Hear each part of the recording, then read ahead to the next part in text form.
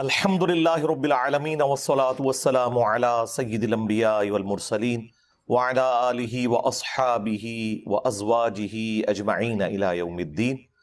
الحمدللہ آج 12 فروری 2023 کو سنڈے کے دن ہمارا یہ پبلک سیشن نمبر 81 انشاءاللہ منعقد ہونے جا رہا ہے۔ آپ کے یہ سوالات پرچیوں کی شکل میں ریئل ٹائم میرے پاس آ چکے ہیں، انشاءاللہ ان کو ہم بعد میں ڈسکس کریں گے۔ پہلے کرنٹ افیئر کے طور پر ایک ایشو، پچھلے ویک میں جو ایک انٹرنیشنل ایشو ہے وہ ترکیے میں جو زلزلہ آیا ہے اور شام میں اور ان پورے علاقوں کے اندر، جس میں آلموسٹ کوئی 30,000 کے قریب لوگ شہید ہو چکے ہیں، چونکہ وہ میجورٹی سارے مسلمان ہی ہیں، اور آلموسٹ 1 لاکھ کے قریب جو ہیں وہ زخمی ہیں، اور 50 لاکھ سے زیادہ لوگ بے گھر ہو چکے ہیں۔ ظاہر ہے ایک مشکل وقت ہے ان کے اوپر، اللہ تعالیٰ ان کے لیے آسانیاں اور عافیت والا معاملہ فرمائے۔ جو لوگ اس زلزلے میں شہید ہو چکے ہیں اللہ تعالیٰ ان کی مغفرت فرمائے، ان کے گناہوں سے درگزر فرمائے، انہیں نیک کاموں کا اجر عطا فرمائے۔ اس طرح کی جتنی بھی ناگہانی موت ہیں وہ شہادت کی کیٹیگری میں فال کرتے ہیں۔ بخاری مسلم دونوں میں حدیث ہے کہ اللہ کے محبوب صلی اللہ علیہ وآلہ وسلم نے فرمایا کہ میری امت کے 5 شہداء ہیں، ان میں سے جو طاعون کے مرض میں مبتلا ہو کے مر جائے، پیٹ درد سے کوئی مر جائے، اسی طریقے سے پانی میں ڈوب کے مر جائے، کسی بلڈنگ کے نیچے دب کے مر جائے، اور آگ میں جل کے جو مر جائے وہ بھی اسی کیٹیگری میں فال کرتا ہے۔ جو اللہ کی راہ کا مسافر ہے وہ تو ہے ہی ہے۔ سنن نسائی میں تو یہاں تک آیا ہے کہ جو عورت ڈیلیوری کے دوران فوت ہو جائے وہ بھی اللہ کے حضور شہید لکھی جائے گی۔ یعنی جتنے بھی کیٹاسٹروفک قسم کی اموات ہے، ایک ایکسیپشن کے ساتھ کہ آپ نیکی کے کام کے لیے جا رہے ہو، یہ نہیں کہ ایک شخص برائی کے لیے جا رہا ہے اور اس کا بحری جہاز ڈوب گیا تو اسے شہید شمار کر لیا جائے گا، یعنی وہ کسی برائی کے ارادے سے نہ نکلا ہو۔ بہرحال جو عام نیچرل ڈیتھ ہے اس سے ہٹ کے یہ ایک کیٹاسٹروفک جو ڈیتھ ہوتی ہے یہ اللہ کے حضور شہادت کے حوالے سے لکھی جاتی ہے۔ پاکستان میں بھی آپ کو پتہ ہے 8 اکتوبر 2005 کو بہت بڑا زلزلہ آیا تھا، اس میں تو اس سے بھی زیادہ تباہی ہوئی تھی، 1 لاکھ سے زیادہ لوگ شہید ہوئے تھے، اور آج تک اس زلزلے کے جو اثرات ہیں وہ لوگوں کے اوپر موجود ہیں۔ ظاہر ہے کہ لوگ تکلیف کاٹ رہے ہیں، جن کے قریبی لوگ اس میں بچھڑ گئے تھے، اور کتنے لوگ تو اس زلزلے کے بعد پھر سنبھل بھی نہیں سکے فائنینشلی بھی۔ پر یہ جتنی بھی آفات ہیں ان کے اوپر مسلمان کا ایٹیچیوڈ یہ ہونا چاہیے جو قرآن پاک میں اللہ تعالیٰ نے سورۃ البقرہ میں ایک ڈیسٹنی ہماری طے کر دی ہے، وَلَنَبْلُوَنَّكُمْ بِشَيْءٍ مِّنَ الْخَوْفِ وَالْجُوعِ وَنَقْصٍ مِّنَ الْأَمْوَالِ وَالْأَنفُسِ وَالثَّمَرَاتِ، ہم ضرور تمہیں آزمائیں گے، خوف کے ذریعے، بھوک کے ذریعے، جان اور مال میں نقص کے ذریعے، اور پھر دیکھیں گے کہ اہل ایمان کا ایٹیچیوڈ کیا ہے۔ وہ اللہ تعالیٰ نے خود ہی بتا دیا ہے کہ جب بھی انہیں کوئی مصیبت پہنچتی ہے تو وہ کہتے ہیں انا للہ و انا الیہ راجعون، بے شک ہم بھی اللہ ہی کے لیے ہیں، اسی کی طرف سے آئے ہیں، اسی کی طرف لوٹ جائیں گے۔ تو یہ جو اب مصیبت آئی ہے اس کا بھی اینڈ ہو جانا ہے، یعنی دنیا میں ہر چیز کو موت ہے، مصیبت کو بھی تو موت ہے نا۔ ایٹ لیسٹ مصیبت کو اس دن تو موت آ جانی ہے جس دن انسان خود مر جائے گا۔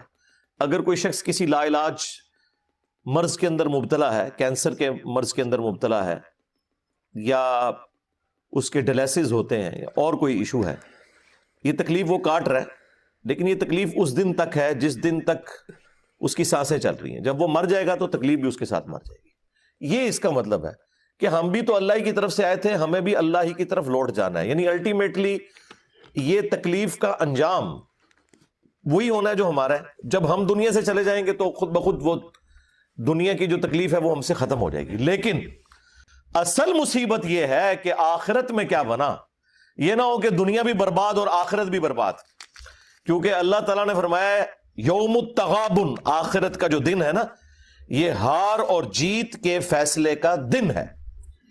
جیتا وہ جو اس دن اللہ کے حضور کامیاب ہو گیا، ہارا وہ جو اس دن اللہ کے حضور ناکام ہو گیا، وَلِعَوْذُ بِاللَّهِ تَعَالَى۔ اللہم احسن عاقبتنا فی الامور کلہا واجرنا من خزی الدنیا وعذاب الآخرہ اللہم ربنا آتنا فی الدنیا حسنہ وفی الآخرۃ حسنۃ وقینا عذاب النار، آمین۔ تو تکلیف میں مسلمان کا ایٹیچیوڈ یہی ہونا چاہیے۔ اور ایک مجھے ضمناً دعا یاد آ گئی، صحیح مسلم میں ہے، ام سلمہ کہتی ہیں کہ جب میرے خامن فوت ہوئے، ابو سلمہ بڑے نیک صحابی تھے، تو وہ کہتی ہیں میں بڑی تکلیف میں تھی، اور اس تکلیف کے عالم میں مجھے رسول اللہ صلی اللہ علیہ وآلہ وسلم کی تعلیم کردہ ایک دعا یاد آ گئی کہ اللہ کے محبوب صلی اللہ علیہ وآلہ وسلم نے فرمایا تھا کہ جو کوئی شخص مصیبت اور پریشانی میں یہ دعا مانگ لے تو اللہ تعالیٰ اسے اس غم میں بہتر نعم البدل عطا فرما دیتا ہے۔ دعا کے الفاظ بھی اسی طرح ہیں، انا للہ و انا الیہ راجعون، یہ تو وہی حصہ ہو گیا جو سورۃ البقرہ میں ہے۔ اس کے بعد اگلے الفاظ ہیں اللہم اجرنی فی مصیبتی واخلف لی خیرا منہا، یہ جھٹکے سے پڑھنا ہے، اللہم اجرنی، چونکہ آگے حمزہ آ رہا ہے تو میم کو جھٹکے سے پڑھنا ہے۔ فی مصیبتی واخلف لی خیرا منہا، اے اللہ اس مصیبت میں مجھے اجر عطا فرما اور مجھے اس سے بہتر نعم البدل عطا فرما دے۔ ظاہر ہے اللہ تعالیٰ تو نعم البدل عطا فرما سکتا ہے۔ تو وہ کہتی ہیں کہ یہ دعا تو میں نے پڑھی، لیکن میں دل میں سوچتی تھی کہ میرے خامن جیسا تو کوئی رسول اللہ کے ساتھیوں میں ہے ہی نہیں ہے، مجھے اللہ تعالیٰ کس طرح کمپنسیٹ کرے گا؟ تو وہ کہتی ہیں جب میرے عدت کے دن پورے ہوئے تو رسول اللہ صلی اللہ علیہ وآلہ وسلم نے بنفس نفیس خود پیغام نکاح بھجوا دیا، اور وہ ہماری ماں بن گئی، ام المؤمنین سیدہ ام سلمہ سلام اللہ علیہا، اور یہ رسول اللہ کی بیویوں میں سب سے آخر میں فوت ہوئی ہیں 63 ہجری میں، واقعہ کربلا کے بھی بعد۔ واقعہ کربلا ان کی زندگی میں ہوا، انہی کے بارے میں وہ مسند احمد میں حدیث ہے، انہوں نے کہا تھا کہ عراقیوں پہ اللہ کی لعنت ہو، انہوں نے رسول اللہ کے نواسے کے ساتھ یہ کیا، اللہ تعالیٰ انہیں ذلیل و خوار کرے۔ تو ام سلمہ اس وقت زندہ تھی، اور ام سلمہ ہی کا بیان ہے المعجم الکبیر طبرانی کے اندر کہ میں نے حسین ابن علی کی شہادت پہ جنوں کو نوحہ کرتے ہوئے سنا ہے خود۔ نوحہ سے مراد آپ یہ پاکستان انڈیا کا نوحہ نہیں، یعنی مصیبت اور پریشانی کے وقت تکلیف کے ساتھ اپنی آواز کو بلند کرنا، لیکن اس میں کوئی چیخ و پکار نہ ہو، کوئی غلوب پر مبنی الفاظ نہ ہو۔ ویسے ہمارے علماء اہل سنت، حالانکہ یہ نوحہ عربی کا لفظ ہے، وہ ترجمے میں انہوں نے لکھا ہوا ہے کہ میں نے جنوں کے رونے کی آواز سنی۔ چلیں رونا بھی مان لیں۔ تو سیدہ ام سلمہ کو اس دعا نے نفع پہنچایا۔ اس دعا کو میں نے ڈکلیئر کیا ہے کہ مصیبت کی خبر کو خوشی میں بدلنے والی دعا ہے یہ۔ ظاہر ہے کہ اس وقت تو انسان محسوس کرتا ہے نا، وہ تو سورۃ البقرہ میں اللہ تعالیٰ نے فرمایا کہ قریب ہے کہ جس چیز سے تم کراہت کرتے ہو اس میں تمہارے لیے خیر چھپی ہوئی ہے، اور قریب ہے کہ جس چیز سے تم محبت کرتے ہو اس کے اندر تمہارے لیے شر چھپا ہوا ہے۔ اللہ جانتا ہے اور تم نہیں جانتے۔ یہ اسپیسیفکلی تو جہاد اور قتال کے کانٹیکسٹ میں تھی، لیکن یہ جنرل رول ہے کہ بعض اوقات انسان کو وقتی طور پہ کوئی ایک بڑا صدمہ پہنچتا ہے، لیکن الٹیمیٹلی بعد میں آنے والا وقت بتاتا ہے کہ یہ اس کے لیے خیر ہی تھا۔ مثلاً جو لوگ تکلیف میں مبتلا ہو کر اللہ کی طرف آ جاتے ہیں، کسی کا جوان بیٹا فوت ہو گیا، کسی کی ماں فوت ہو گئی، کسی کی بہن فوت ہو گئی، کسی کا بھائی فوت ہو گیا، اس کے بعد وہ اللہ کو سیریس لینا شروع کر دے اور اپنی آخرت بنا لے، تو بظاہر جو وہ تکلیف تھی اس کے لیے ہمیشہ کی کامیابیوں کی نوید بن کے آ گئی۔ اور یہ تو سورہ السجدہ میں بھی موجود ہے کہ ہم دنیا کی زندگی میں بھی تمہیں تھوڑی سی تکلیف دیں گے تاکہ تم اللہ کی طرف پلٹ آؤ۔ یہ اللہ تعالیٰ کا رول ہے۔ جب سب کچھ ہیپی ہیپی چل رہا ہو نا تو انسان کو خدا کی ضرورت نظر نہیں آ رہی ہوتی۔ انسان جب تکلیف میں آتا ہے اسی وقت انسان کو محسوس ہوتا ہے کہ اللہ میری ضرورت ہے. تو یہ اللہ تعالیٰ نے دنیا میں تکلیف کا سلسلہ اس لیے رکھا ہے. بہرحال بعض اوقات عذاب الہی بھی ہو سکتا ہے، لیکن آج کی ڈیٹ میں وثوق کے ساتھ تو ہم کسی بھی ایکٹیویٹی کو عذاب سے تعبیر نہیں کر سکتے. ظاہر ہے ایک غیبی خبر ہے، میں بھی عذاب ہو، میں بھی یہ آزمائش ہو. لہذا آج کی ڈیٹ میں جو محتاط رویہ یہی ہے کہ اس قسم کی جتنی بھی تکلیفیں آئیں آپ ان کے لیے یہی کہیں کہ اللہ کی طرف سے آزمائش ہے. ورنہ تو انسان اپنے مخالفین کے لیے سمجھتا ہے کہ ان پہ اللہ کا عذاب آ گیا ہے، اور اپنوں کے لیے سمجھتا ہے کہ یہ آزمائش ہے. میرا خیال ہے کہ یہ سب کچھ آزمائش کی کیٹیگری میں ہی فال کرنے میں عافیت ہے، اور اس سے ہمیں لیسن لرن کرنا چاہیے. اس قسم کی جو بڑی اموات ہیں وہ پوری انسانیت کے لیے ایک ڈیٹرنس ہے، ایک تنبیہ ہے کہ اس دنیا میں آپ نے ہمیشہ نہیں رہنا، سب نے مر کے اللہ کے حضور پیش ہونا ہے. یہ اصل میں اس سے ایک لیسن ہے. اکثر لوگ یہ پوچھ رہے ہوتے ہیں جی وہ چھوٹے چھوٹے بچے مر گئے جی ان کا کیا قصور تھا، کتنے جانور مر گئے جی ان کا کیا قصور تھا، زلزلے میں مر گئے، سیلاب میں مر گئے، ٹورنیڈو میں جو ہے وہ اٹھائے گئے، ان کا کیا قصور تھا. تو یہ صرف علم کی کمی کی وجہ سے ہے، ورنہ اگر آپ کے پاس تھوڑا سا بھی اسٹیٹسٹیکل ڈیٹا موجود ہے اور آپ انالیسس کرنا جانتے ہیں تو آپ کے علم میں یہ بات ہوگی کہ روزانہ 1 گھنٹے میں 6000 لوگ نیچرل ڈیتھ مرتے ہیں. اتنے بندوں نے روزانہ مرنا ہی ہوتا ہے. 24 گھنٹوں میں 1.5 لاکھ، یعنی ہر 24 گھنٹے میں 1.5 لاکھ لوگ مرتے ہیں. 24 گھنٹے میں 1.5 لاکھ سیکنڈ نہیں ہوتے، 1 لاکھ بھی نہیں ہے سیکنڈ. یعنی ہر سیکنڈ میں آلموسٹ آپ سمجھ لیں 2 بندے مر رہے ہیں. لیکن چونکہ وہ پوری دنیا کے اندر مر رہے ہوتے ہیں، وہ ڈیٹا ایک جگہ اکٹھا نہیں ہوتا. تو اگر 1.5 لاکھ بندہ روزانہ مرتا ہے تو اس میں سے آلموسٹ سمجھ لیں 30 سے 40 ہزار تو مسلمان ہوتے ہیں، کیونکہ دنیا کی جو اوور آل آبادی ہے اس کا 4 یا 5واں حصہ تو مسلمان ہے نا. تو اتنے لوگ تو ویسے ہی روزانہ مر جاتے ہیں، لیکن چونکہ سکیٹرڈ فارم میں مرتے ہیں لہٰذا ہمیں فیل نہیں ہوتا. کبھی کبھار کوئی مسجد سے کسی کی فوتگی کا اعلان سنتے ہیں تو پتہ لگتا ہے کہ اچھا کوئی بندہ مرا، ورنہ روزانہ 1.5 لاکھ بندہ ویسے ہی مر رہا ہے.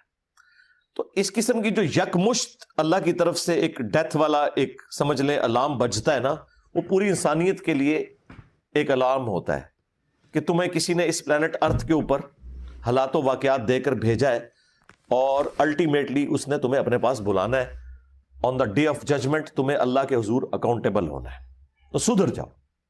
میں اکثر کہتا ہوں کہ ایک گلی میں ہونے والی ٹریجک ڈیتھ ایک محلے کے لیے عبرت ہے، ایک محلے میں زیادہ ڈیتھس اس سٹی کے لیے عبرت ہے. ایک سٹی کے اندر بڑا حادثہ جو ہے وہ ایک پورے صوبے کے لیے، اور ایک صوبے میں ہونے والا حادثہ ایک ملک کے لیے، اور ایک ملک میں بڑا ہونے والا حادثہ جس طرح کہ ترکیے میں ہوا، شام میں ہوا، یہ پوری دنیا کے لیے ایک اللہ تعالیٰ کی طرف سے الارم ہے کہ لوگ اللہ کی طرف پلٹ آئیں. باقی اللہ نے تو اپنی ڈیسٹنی میں پہلے ہی مقرر کیا ہوا ہے کہ جو بھی تکلیف ہے وہ اس نے اپنے ٹائم کے اوپر بھیجنی ہے، وہ نہ آگے ہو سکتی ہے نہ پیچھے. اس حوالے سے یہ جو تکلیف کا سلسلہ ڈیسٹنی اور تقدیر کے ساتھ جڑا ہوا ہے، سورۃ الحدید میں اللہ تعالیٰ نے اس ٹاپک کو بڑا کھول کر بیان کیا، اور اس انداز میں قرآن کی کسی اور سورت میں اس ٹاپک کو بیان نہیں کیا گیا. یہ سمجھ لیں اس کی ایپیکس ہے. آیت نمبر 22 اور 23، سورت نمبر 57 ہے سورۃ الحدید، اور آیت نمبر ہے 22. اعوذ باللہ من الشیطان الرجیم، بسم اللہ الرحمن الرحیم. ما اصاب من مصیبت فی الارض، کوئی بھی مصیبت نہیں کہ جو زمین میں نازل ہو. یعنی پوری زمین کے اوپر جتنے بڑے بڑے مصائب آتے ہیں، خواہ وہ زلزلے کی شکل میں ہو، سیلاب کی شکل میں ہو، ٹورنیڈوز کی شکل میں ہو، کوئی وبائی مرض پھیل جاتا ہے، اس قسم کی جتنی تکلیف پوری زمین میں آتی ہیں. ولا فی انفسکم، اور نہ کوئی مصیبت کہ جو تمہاری جان پر ٹوٹتی ہے. وہ انسان پہ تکلیف بیماری کی شکل میں بھی آ سکتی ہے، پریشانی کی شکل میں بھی آ سکتی ہے، کسی قریبی کے ڈیتھ کی شکل میں بھی آ سکتی ہے۔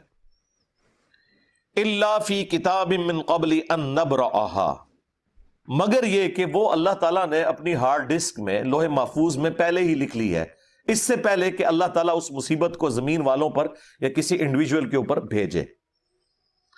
کیوں پہلے لکھ لی ہے؟ اس کی حکمت بتا دی۔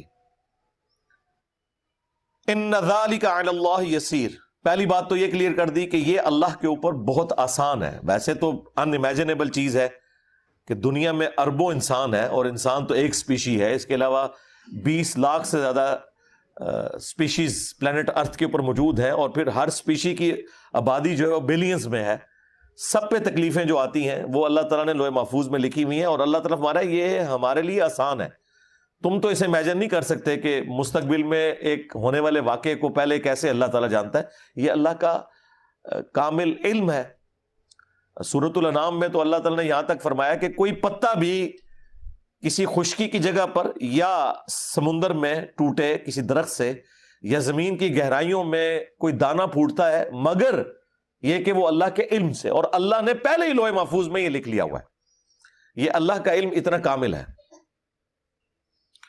لِكَيْ لَا تَأْسَوْا عَلَى مَا فَاتَكُمْ، یہ اس لیے کہ مت کف افسوس ملو اس بات پر جو تم سے جاتی رہی، کوئی تکلیف آئی، کوئی نعمت چھن گئی تو اس پہ افسوس نہ کرو۔ وَلَا تَفْرَحُوا بِمَا آتَاكُمْ، اور نہ شیخی بگاڑو اس نعمت کے اوپر جو اللہ تعالیٰ تمہیں دیتا ہے۔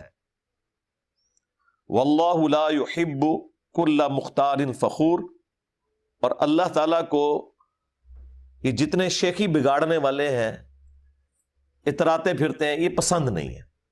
تو اللہ تعالیٰ ہمارے ہم نے پہلے ہی لوح محفوظ میں یہ لکھ لیا ہے تاکہ تمہیں اس کا غم نہ ہو، یہ تمہارا مقدر تھی۔ تقدیر کبھی ٹلتی نہیں ہے، یہ ذہن میں رکھیے گا۔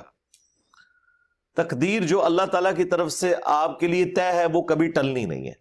صرف وہی تقدیر ٹلتی ہے جس کے بارے میں تقدیر میں ہی پہلے لکھا ہوا ہے کہ اس تقدیر کے اگینسٹ وہ مجھ سے دعا کرے گا اور یہ تکلیف میں اس سے ٹال دوں گا۔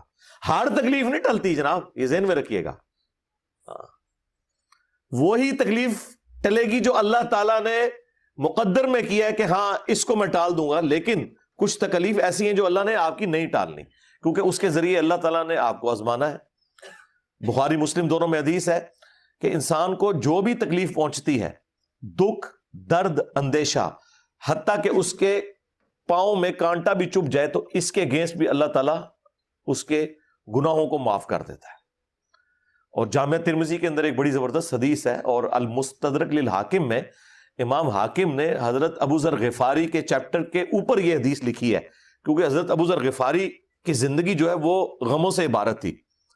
تو انہوں نے حضرت ابو ذر غفاری کا جو چیپٹر بند ہے نا، اس کا آغاز اس حدیث سے کیا ہے جو ترمذی میں موجود ہے، کہ اللہ تعالیٰ سب سے زیادہ آزمائشیں اور تکلیف اپنے انبیاء پر ڈالتا ہے، اس کے بعد ان پر ڈالتا ہے جو انبیاء کے بعد اللہ تعالیٰ کو سب سے بڑھ کر محبوب ہوتے ہیں۔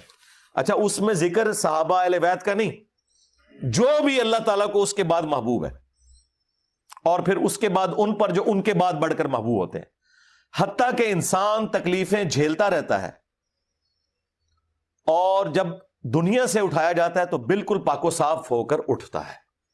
یہ بعض اوقات اتنے بڑے بڑے لوگوں کو جو تکلیف سے گزرنا پڑتا ہے، بعض کے لیے تو ان کی غلطیوں کا وہ کفارہ بن جاتی ہیں تکلیف، اور بعض کے لیے ان کے درجات بلند ہونے کا سبب بن جاتی ہیں۔ تو یہ اللہ تعالیٰ نے ایک سلسلہ تکلیف والا رکھا ہوا ہے جی، اس سے تو جان نہیں چھوٹنے والی۔ لیکن وہی بات ہے کہ ہمارا ایٹیچیوڈ یہ ہے کہ انا للہ و انا الیہ راجعون، اللہم اجرنی فی مصیبتی و اخلف لی خیرا منہا، یہ ایٹیچیوڈ ہمارا ہونا چاہیے۔ ادروائز تو آپ کڑ کڑ کے مر جائیں گے۔ دنیا تو پھر غموں سے عبارت ہے۔ یہ اللہ تعالیٰ نے ہر شخص کی زندگی میں مختلف غم رکھے ہوئے ہیں، ٹھیک ہے، اور وہ غم اسے آنے ہیں۔ تقدیر میں اس قسم کی جو چیزیں ہیں وہ ٹلتی نہیں ہیں۔ ہاں، کچھ چیزیں جو اللہ تعالیٰ دعا کی برکت سے ٹال دیتا ہے۔ بخاری مسلم میں حدیث ہے کہ جو شخص یہ چاہتا ہے کہ اس کی عمر دراز کر دی جائے اور اس کے رزق میں اضافہ کر دیا جائے، اب یہ دو بڑی چیزیں ہیں۔ رزق میں ہر چیز ہے، صرف مال و دولت نہیں، اچھی صحت بھی رزق ہے، اچھی اولاد بھی رزق ہے، اللہ کی ہر نعمت رزق ہے۔ تو جو چاہتا ہے کہ اس کی عمر بڑھا دی جائے، یعنی اس میں برکت کر دی جائے، یا اس کے رزق میں اضافہ کر دیا جائے، تو وہ اپنے رشتہ داروں کے ساتھ حسن سلوک کرے۔ کام بڑا مشکل ہے، تعویذ دھاگے تو لوگ رشتہ داروں پہ کرواتے ہیں، حسن سلوک نہیں کرتے، باہر کے لوگوں کے ساتھ کرتے ہیں، کیونکہ جیلسی فیکٹر ہوتے ہی رشتہ داروں میں۔ شریکہ ہوتا ہے نا، وہ کہتے ہیں نا شریکہ ہے، وہ آپ کے ساتھ وہ چیزیں شریک کر رہے ہوتے ہیں، اس کو ایک کامنلی، یعنی وہ چیز جہاں پہ کامن انٹرسٹ آ جاتا ہے وہاں پہ پھر جیلسی فیکٹر آ جاتا ہے۔ اسی لیے کہا گیا کہ جو رشتہ داروں کے ساتھ حسن سلوک، اور ظاہر ہے کہ رشتہ داروں کے ساتھ حسن سلوک کا مطلب یہ تو نہیں ہے کہ صرف دو میٹھے بول ہی بولنے ہیں، مراد یہ کہ آپ فائنینشلی ان کی ہیلپ کریں۔ اور آج کے اس پرفتن دور کے اندر تو سب سے بڑا ایشو ہی جو ہے وہ اکانومی بنا ہوا ہے، تو اس قسم کا آپ حسن سلوک کریں تو اللہ تعالیٰ آپ کے رزق میں بھی برکت اور آپ کی عمر میں بھی برکت کرے گا۔ تو یہ چیز اس بات کا ثبوت ہے کہ تقدیر میں ڈیسیژن چینج ہوتے ہیں۔ وہ حدیث تو اصول محدثین پہ ضعیف ہے کہ صدقہ جو ہے وہ تقدیر کو بدل دیتا ہے یا مصیبت کو ٹال دیتا ہے، لیکن اس کو یہ سپورٹیو یہ حدیث ہو جاتی ہے بخاری مسلم کی، کہ اگر کوئی شخص چاہتا ہے کہ اس کے رزق میں برکت کر دی جائے یا اس کی عمر دراز کر دی جائے تو وہ اپنے رشتہ داروں کے ساتھ حسن سلوک کرے، تو انشاءاللہ تعالیٰ اس کے لیے اللہ تعالیٰ آسانی والا معاملہ کرے گا۔ باقی دعا کے حوالے سے کبھی بھی بے نیازی نہیں ہونی چاہیے۔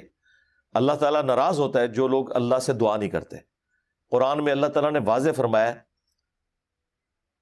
قال ربکم ادعونی استجب لکم، تمہارے رب نے یہ حکم فرمایا ہے کہ اے میرے بندو مجھ سے مانگو، میں تمہاری دعا کو قبول کروں گا۔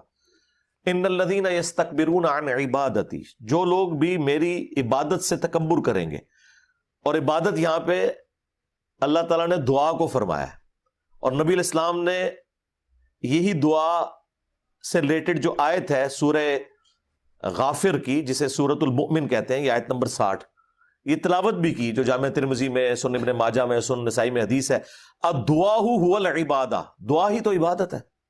پھر حضور نے یہی آیت پڑھی، ادعونی استجب لکم ان الذین یستکبرون عن عبادتی، اے میرے بندو مجھ سے مانگو میں تمہاری دعا کو قبول کروں گا۔ جو لوگ بھی میری اس عبادت یعنی دعا مانگنے سے تکبر کریں گے، میں انہیں ذلیل و خوار کر کے جہنم میں داخل کروں گا۔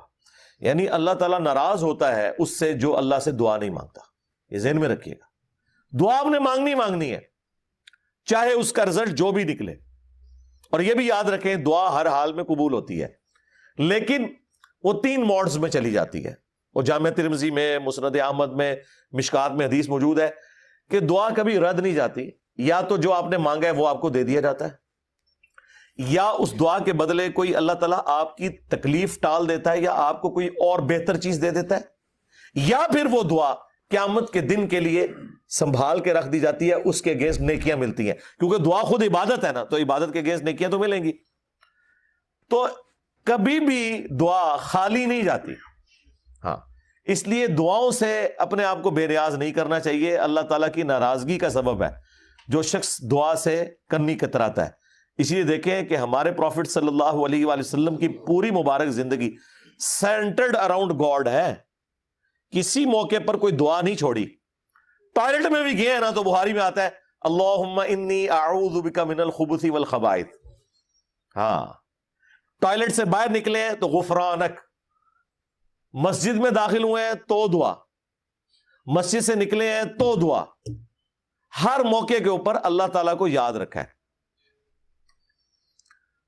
تاکہ آپ کا ایک تعلق اللہ تعالیٰ کے ساتھ بنا رہے۔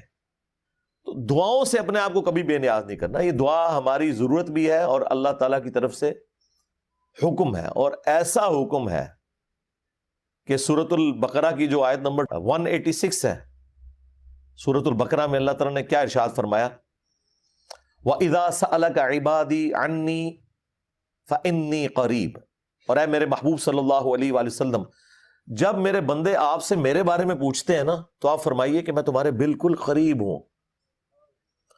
اجیب الدعوۃ الداعی اذا دعان، ہر پکارنے والے کی پکار کو سنتا ہوں جب وہ مجھے پکارتا ہے، لیکن فَلْيَسْتَجِيبُوا لِي وَلْيُؤْمِنُوا بِي لَعَلَّهُمْ يَرْشُدُونَ، انہیں بھی چاہیے کہ وہ میرا حکم مانے اور مجھ پر ایمان لائیں جیسا کہ ایمان لانے کا حق ہے۔ تاکہ یہ رشد و ہدایت پا سکے. یہ ون وے ٹریفک نہیں ہے. لیکن یہاں پہ اللہ تعالیٰ نے فرمایا کہ میرے اور میرے بندوں کے درمیان کوئی اور واسطہ نہیں ہے, ڈائریکٹ مجھ سے دعا مانگے. وہ ٹھیک ہے, جامعہ ترمذی میں 2 احادیث موجود ہیں کہ جو شخص اللہ کا ذکر اور درود شریف پڑھ کر اللہ کی طرف متوجہ ہوتا ہے, اللہ تعالیٰ اسے کبھی محروم نہیں لوٹاتا. وہ تو دعا کا پروٹوکول ہے کہ آپ نے پہلے اللہ کی حمد کرنی ہے, اس کے بعد درود شریف پڑھنا ہے. لیکن خالق اور مخلوق کے درمیان کوئی اور واسطہ نہیں ہے. اس حوالے سے ہر شخص اللہ تعالیٰ سے ڈائریکٹ دعا کر سکتا ہے. اس کو ہمارے استاد ڈاکٹر اسرار صاحب کہا کرتے تھے یہ انسانیت کا میگنا کارٹا ہے. وہ گریٹ برٹن جو تھی نا امپائر, ان کے جو کنگز تھے نا, انہوں نے جو اپنا آئین تھا نا اس میں میگنا کارٹا رکھا تھا کہ ہر رعایا میں سے شخص اپنے حکمران سے جا کے سوال کر سکتا ہے. تو یہ انسانیت کا میگنا کارٹا ہے. وَإِذَا سَأَلَكَ عِبَادِي عَنِّي فَإِنِّي قَرِيبٌ. اور نہج البلاغہ میں مولا علی علیہ السلام کی ایک نصیحت ہے اپنے بیٹے حسن ابن علی کو, اور وہ کلیئر کٹ شرک کا دروازہ اکھاڑ کے رکھ دیتی ہے کہ اے میرے بیٹے, جب بھی تو نے مانگنا ہے تو اللہ ہی سے مانگنا ہے. یاد رکھنا حسن, اللہ نے اپنی بارگاہ کے لیے کوئی دربان بھی مقرر نہیں کیا ہوا کہ جس سے اجازت لے کے تم نے اللہ کے پاس جانا ہے. یہ مولا علی مولا حسن کو نصیحت کر رہے ہیں, اور دیکھ لیں ان کے نام کے اوپر لوگ یا علی مدد کہہ رہے ہیں. مولا علی تو بری ہیں اس شرک سے جو لوگوں نے ان کی طرف منسوب کیا, جس طرح عیسیٰ ابن مریم بری ہیں اس شرک سے جو لوگوں نے ان کی طرف منسوب کیا. یعنی مولا علی تو اپنے بیٹے کو کہہ رہے ہیں کہ کوئی دربان بھی نہیں ہے اللہ کا, جب بھی دعا کرنی ہے اسی سے کرنی ہے. تو مولا علی نے تو نہیں کہا کہ تو نے میرا بیچ میں واسطہ ڈال لینا ہے اپنے باپ کا یا اپنے نانا کا. کوئی نہیں. کوئی ایک آیت, کوئی ایک حدیث ایسی نہیں موجود, نہ سنیوں کے ہاں نہ شیعہ کے ہاں, جس میں ہو کہ آپ نے بیچ میں بندہ کوئی اس طریقے سے داخل کرنا ہے. ہاں, وسیلہ اور توسل کے طور پر آپ کسی نیک آدمی سے دعا کروائیں وہ الگ بات, وہ تو آپ کروا سکتے ہیں, لیکن اللہ اور مخلوق کے درمیان کوئی واسطہ اس حوالے سے کوئی نہیں ہے. قرآن کی ساری دعائیں ربنا سے شروع ہوتی ہیں. ہاں وہ ٹھیک ہے, بخاری میں حدیث ہے 1010, مشکات میں موجود ہے. سیدنا عمر کہتے ہیں کہ اے اللہ, جب تک تیرے نبی ہم میں موجود تھے, انا کننا نتوسل الیک بنبینا, بے شک ہم پہل تیرے نبی کے ذریعے تیری طرف توسل اختیار کرتے تھے. ہم تیرے نبی کے چچا کو اب لے کے آئے ہیں, ان کی دعا کی برکت سے بارش نازل فرما دے. لیکن دعا انہوں نے بھی اللہ سے کی ہے, یہ ذہن میں رکھیے گا. اور یہ باتیں جب آپ مسلمانوں کو بتاتے ہیں تو مسلمانوں کا گیر کیسا الٹا لگا دیا علماء سو اور شیاطین نے, جو انسانی شکل میں ممبروں پہ اکثر پائے جاتے ہیں کہ جی اچھا جی اب اللہ سے ہی مانگنا ہے تو روٹی پھر امی سے نہ مانگے. اندازہ کریں, یہ قرآن کا مذاق اڑا رہے ہوتے ہیں ایاک نعبد و ایاک نستعین کا. یار اس کا یہ مطلب کب سے تھا, حالانکہ ان کو بھی پتا ہے. یہ قرآن میں آیت ہے وتعاونوا علی البر والتقوی ولا تعاونوا علی الاثم والعدوان, نیکی اور پرہیزگاری کے کاموں میں ایک دوسرے کی مدد کرو اور برائی میں الگ رہو. یہ دنیا کو اسباب سے اللہ نے جوڑا ہے. دنیا میں یہ نہیں ہونا کہ آپ نے 100 دفعہ بسم اللہ شریف پڑھی ہے تو آپ کا پیٹ بھر جائے گا اور 100 دفعہ درود شریف پڑھیں تو پیاس ختم ہو جائے گی. نہیں, اسباب کے ساتھ جوڑا ہے. لیکن جو دعا ہے وہ خاص اللہ کے ساتھ ہے. امن یجیب المضطر اذا دعا, یہ وہ آیت ہے سورۃ النمل کی آیت نمبر 62 جو شیعہ کے صبح شام کے اذکار میں ہے. ترجمہ نہیں پڑھتے. جنہوں نے ترجمہ پڑھا ہمارے اسٹوڈنٹس نے اللہ کے فضل سے شرک چھوڑ دیا. بھلا بتاؤ تو کون ہے جو مصیبت اور پریشانی میں گھرے ہوئے شخص کی فریاد کو سنتا ہے, وہ یکشف السوء, اور اس سے اس کی تکلیف کو دور کر دیتا ہے. وَيَجْعَلُكُمْ خُلَفَاءَ الْأَرْضِ, اور زمین پر تمہیں اگلوں کا خلیفہ کرتا ہے. یعنی ایک آ رہا ہے اور دوسرا دنیا سے جا رہا ہے, تمہیں تمہارے ماں باپ کا خلیفہ کیا, تمہاری اولاد کو تمہارا خلیفہ کیا. أَإِلَٰهٌ مَّعَ اللَّهِ, کیا اللہ کے ساتھ کوئی اور معبود بھی ہے؟ قَلِيلًا مَّا تَذَكَّرُونَ, بہت کم ہی نصیحت حاصل کرتے ہو. یعنی اللہ تعالیٰ فرما رہا ہے کہ جو شخص اللہ کے سوا کسی اور سے دعا کرتا ہے گویا کہ اسے معبود بنا لیا اس نے. بارش کون برساتا ہے؟ اللہ. ڈیوٹی کس کی ہے؟ فرشتوں کی. بارش اگر ہم نے فرشتوں سے مانگ لی تو مشرک. نبی علیہ السلام تو بخاری مسلم میں آتا ہے صلاۃ الاستسقاء پڑھتے تھے, بارش کی نماز اور دعا اللہ سے مانگتے تھے. کبھی کسی کو خیال نہیں آیا کہ یار فرشتوں کی ڈیوٹی لگی ہے, کہتے ہیں بزرگوں کی ڈیوٹیاں لگی ہوئی ہیں. فرشتوں کی نہیں ڈیوٹیاں لگی ہوئی. اور سب سے بڑا بزرگ اگر پلانٹ ارتھ پہ کوئی ہے نا وہ سورج ہے. یہ اتنا بڑا میں نے ان کو پھکی نہیں پھکا دیا ہے کہ سب سے بڑا اگر کوئی مشکل کشا ہے نا دنیاوی اسباب میں, کہتے ہیں دیکھیں جی اگر ایک پیناڈول کی گولی مشکل کشا ہو سکتی ہے تو ہمارے بابے کیوں نہیں مشکل کشا ہو سکتے؟ اندازہ کریں, یہ ان لوگوں کی عقل کا لیول ہے. سرکاری پیناڈول کی گولی تو چھوڑ دیں, سب سے بڑا جو مشکل کشا ہے نا یہ سورج ہے. سورج اگر نہ ہو تو نہ زمین کے اوپر موسم بدلیں, نہ ہوائیں چلیں, نہ بارش ہو, نہ ہماری فصلیں پک کر تیار ہوں. اٹ مینس کہ دنیا پہ کوئی بھی جاندار زندہ نہیں رہ سکتا اگر سورج نہ ہو. تو کیا ہم سورج کو پکارتے ہیں؟ کبھی کسی کو وام بھی آئے کہ سورج کو پکارنا ہے؟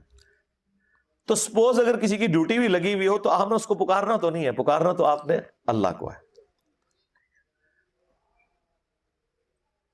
یہ ایک مسلمان کا بنیادی عقیدہ ہے جو اسے مرتے دم تک سمجھانا پڑتا ہے, اور بڑی شرم آتی ہے. اس کی وجہ یہ ہے کہ قرآن چونکہ انہوں نے پڑھا نہیں ہے تو پھر غلط چیزیں منسوب کریں گے اپنے بزرگوں کی طرف, بابوں کی طرف.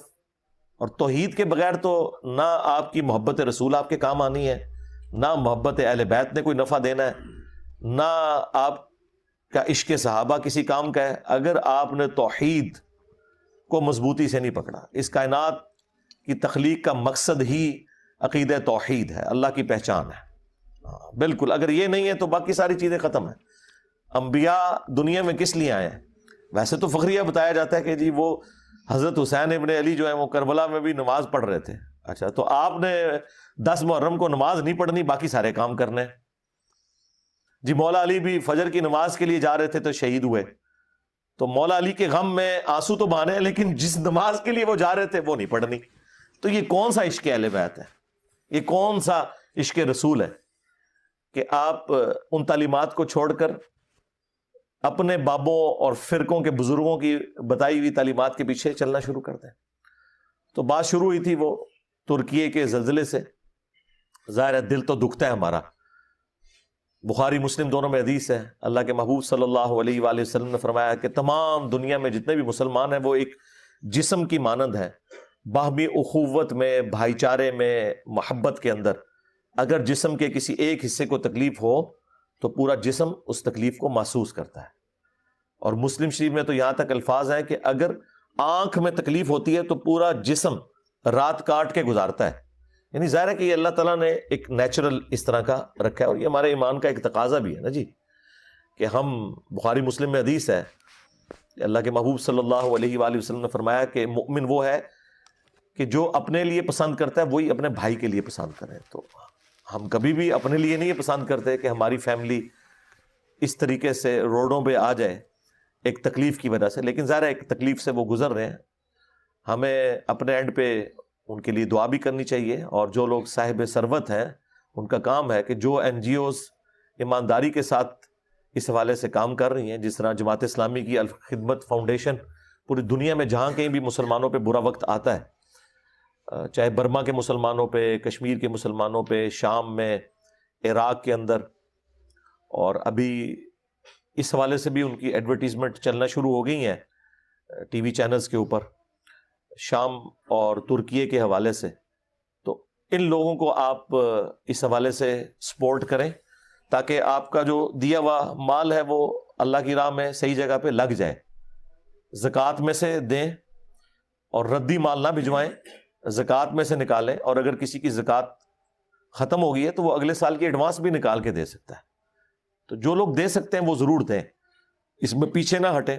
دعاؤں میں تو ہم نے یاد رکھنا ہی ہے, وہ تو ایک مسلمان کا حق ہے کہ دوسرے کو یاد رکھے. وہ تو مسلم شریف میں بڑی زبردست حدیث ہے کہ جو شخص اپنے بھائی کی غیر موجودگی میں اس کے لیے دعا کرتا ہے نا, تو اللہ تعالیٰ ایک فرشتہ مقرر کر دیتا ہے جو اس کی دعا پہ آمین بھی کہتا ہے اور کہتا ہے یا اللہ جو کچھ یہ اپنے بھائی کے لیے مانگ رہا ہے نا تو بھی اس کو یہی کچھ عطا کر دے.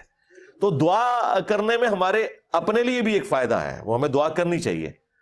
اینڈ پہ میں دوبارہ سے دعا کروں گا ان تمام لوگوں کے لیے جو اس میں شہید ہوئے کہ اللہ تعالیٰ ان کی مغفرت فرمائے, اور جو اس میں زخمی ہیں جلد از جلد اللہ تعالیٰ انہیں شفا دے, اور جو لواحقین ہیں انہیں اس تکلیف پر صبر دے، اس صبر کے اوپر اجر عظیم عطا فرمائے۔ صلو علی محمد و آل محمد، اللہم صلی علی محمد وعلی آل محمد واصحاب محمد وازواج محمد اجمعین الی یوم الدین، آمین۔